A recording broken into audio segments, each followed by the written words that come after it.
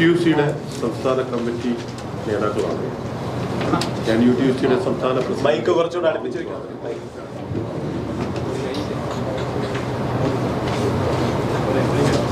General secretary PC Vijayan, vice president Sreekumar Nair, vice president Jayakumar,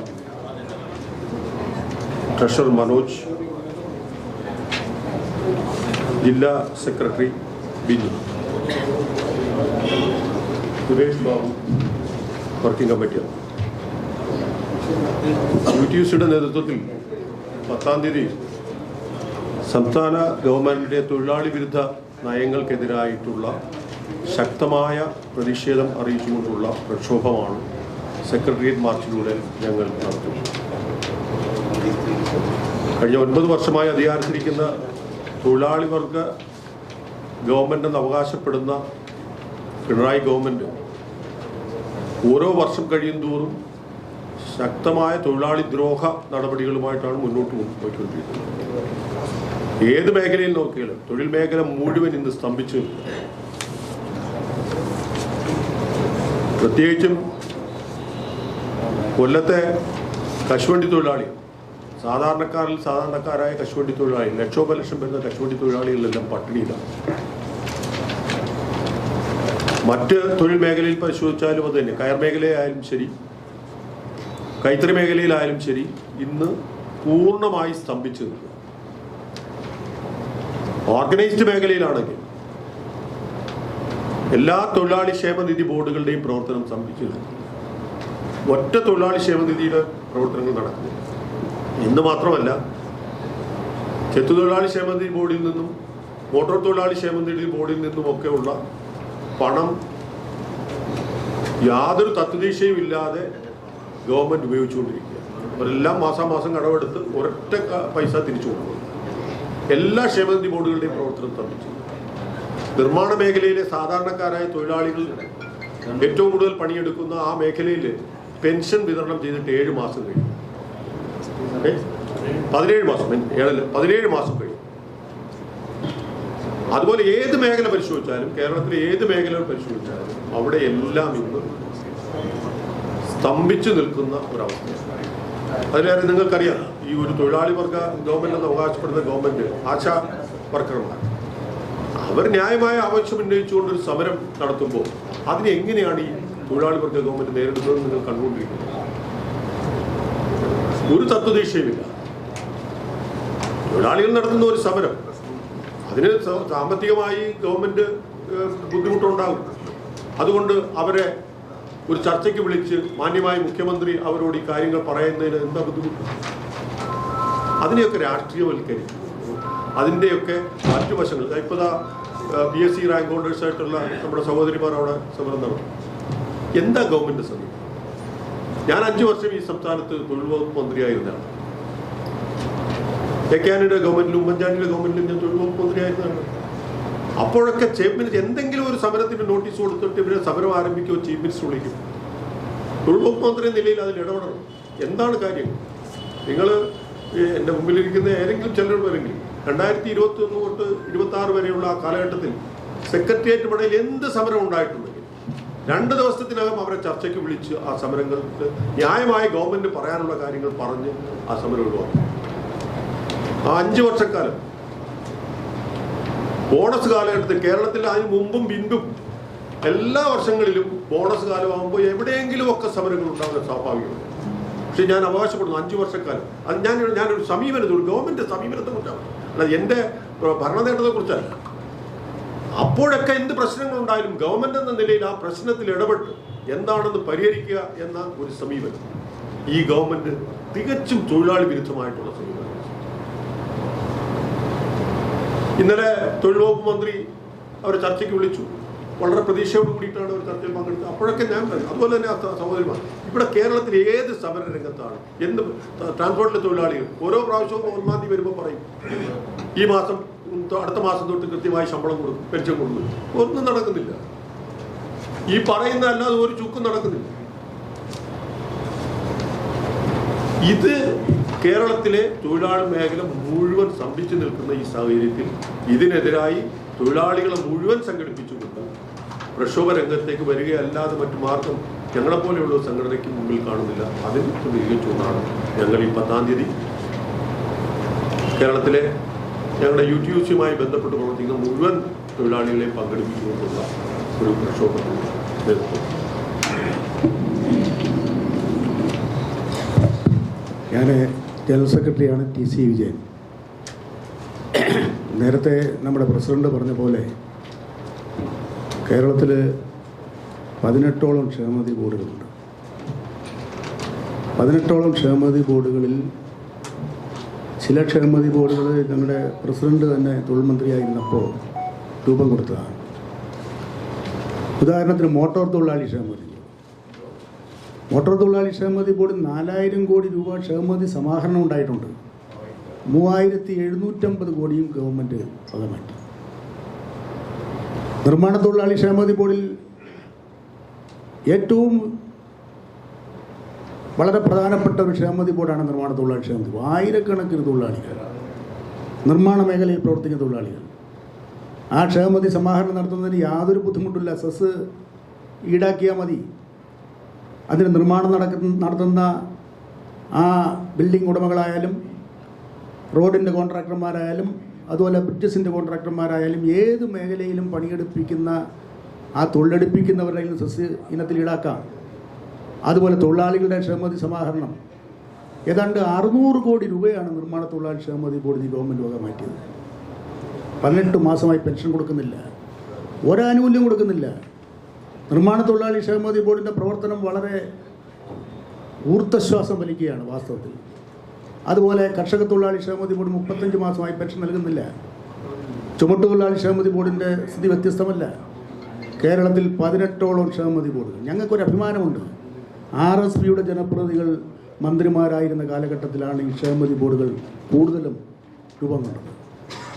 അതിൻ്റെ സ്ഥിതി വളരെ ദയനീയമാണ്. കശുവണ്ടി തൊഴിലാളി ക്ഷേമനിധി ബോർഡിലാണെങ്കിൽ മാസങ്ങളായി പെൻഷൻ ലഭിക്കുന്നില്ല. ഡിസബിലിറ്റി പെൻഷൻ നിർത്തൽ ചെയ്തു.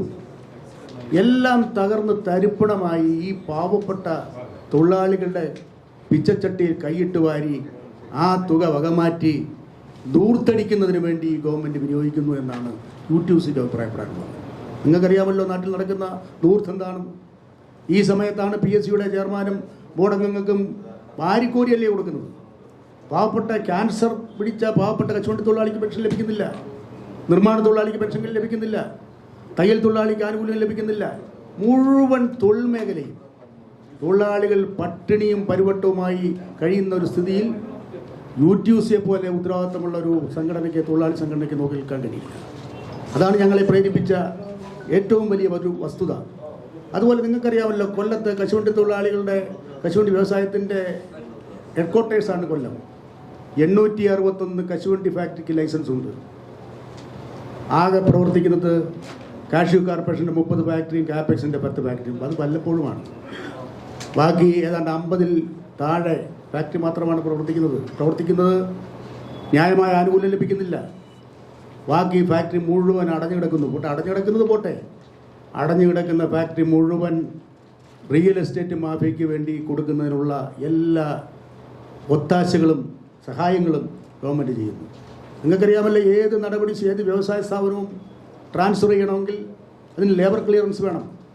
ആ ലേബർ ക്ലിയറൻസ് ഇല്ല. കൊല്ലത്ത് ധാരാളം ഫാക്ടറികൾ വലിയ വലിയ വൻകിട കോർപ്പറേറ്റുകൾക്ക് വേണ്ടി മാറി ആ കോർപ്പറേറ്റുകൾ റിയൽ എസ്റ്റേറ്റുകൾക്ക് വേണ്ടി ഇങ്ങനെ തുണ്ട് ഭൂമികളായി മാറ്റിക്കൊണ്ടിരിക്കുന്നു.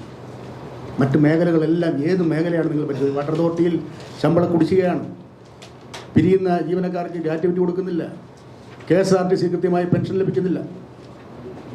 ലക്ഷക്കണക്കിന് തൊഴിലാളികൾക്ക് ESA ആനുകൂല്യം ലഭിക്കേണ്ടതാണ്. ഈ കശുവണ്ടി തൊഴിലാളികൾക്ക് കൃത്യമായി അവരുടെ 156 ഹാജർ 2 ടേമായി 78 ഹാജറുണ്ടെങ്കിൽ മാത്രമേ സൂപ്പർ സ്പെഷ്യാലിറ്റി ചികിത്സ ലഭ്യമാകൂ.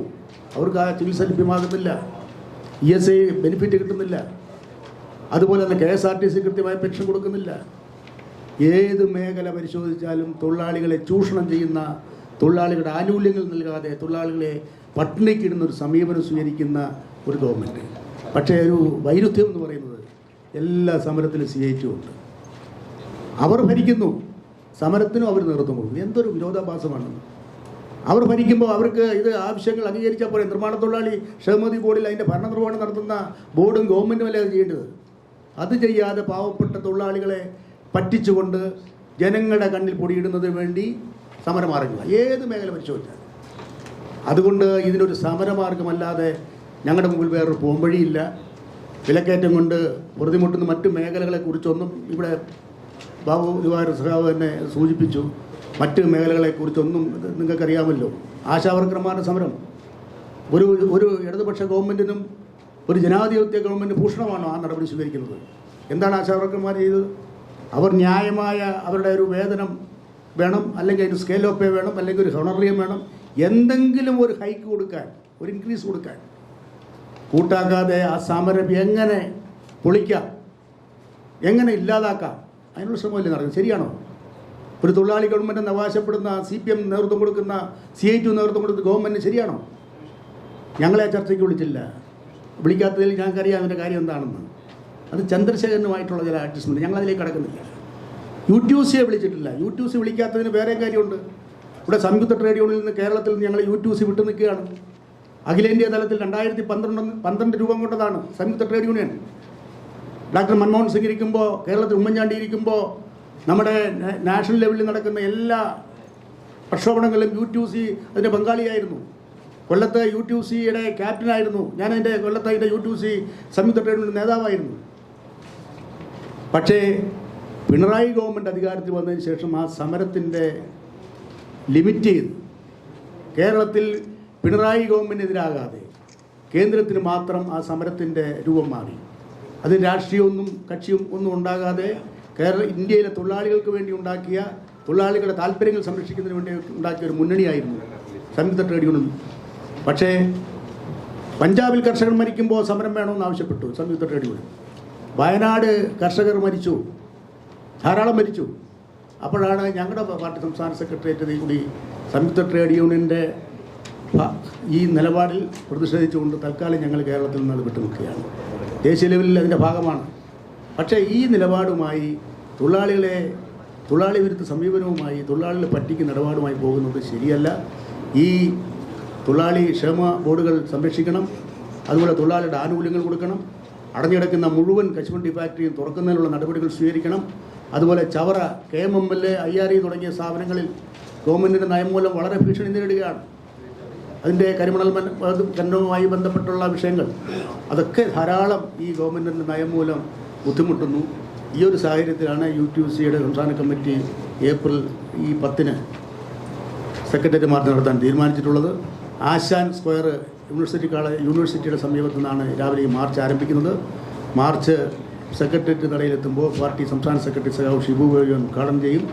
സഖാവ് NK പ്രേമേന്ദ്രൻ MP, സഖാവ് A Aziz തുടങ്ങി സഖാവ് ബാബു ദിവാകരൻ തുടങ്ങി മറ്റ് നേതാക്കളൊക്കെ ആ യോഗത്തിൽ സംബന്ധിക്കും. ഈ പരിപാടിക്ക് എല്ലാ UTUCയുമായി ബന്ധപ്പെട്ട അഫിലിയേറ്റ് ചെയ്തിട്ടുള്ള എല്ലാ യൂണിയൻ്റെ നേതൃത്വത്തിലാണ് ഈ സമരം. ചെറുതും വലുതുമായ ദക്ഷിണ മേഖലയിലുള്ള മുഴുവൻ തൊഴിലാളി സഖാക്കളും അതാത് യൂണിയൻ്റെ ബാനറിൽ അണിനിരുന്നുകൊണ്ട് ഈ മാർച്ചിൽ പങ്കെടുത്തുകൊണ്ട് തൊഴിലാളിയുടെ അവകാശങ്ങൾക്ക് വേണ്ടി സംരക്ഷിക്കുന്നതിനുള്ള പ്രക്ഷോഭങ്ങളിൽ പങ്കെടുക്കും.